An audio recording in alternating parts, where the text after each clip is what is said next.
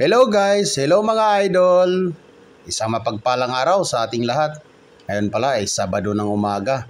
At ito, na pumunta ako dito sa may konsignasyon dito sa aming bayan para mamili ng isda.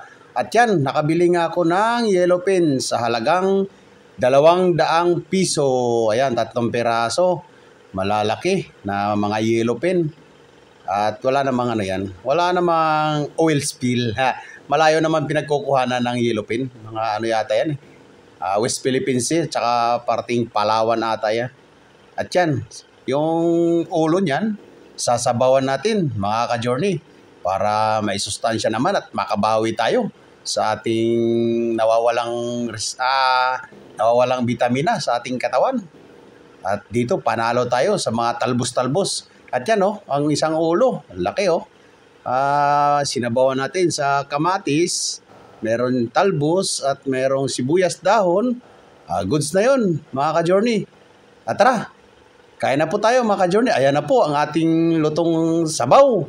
Hindi ko malaman kung anong tawag yan.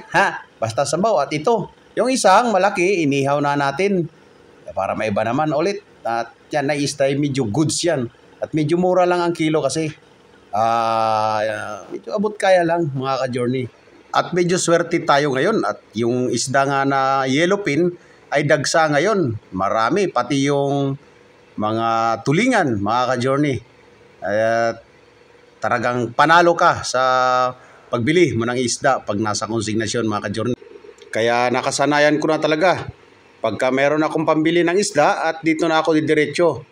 Hindi na ako pumupunta sa loob ng palengke. Dito makapamili tayo ng mura-mura na presyo ng mga isda. At mga bagong dating lang yan mga ka-journey. Talaga namang sariwang-sariwa ang mga isda na yan na galing pa sa ating mga karagatan dito sa Philippines. Tara mga ka-journey!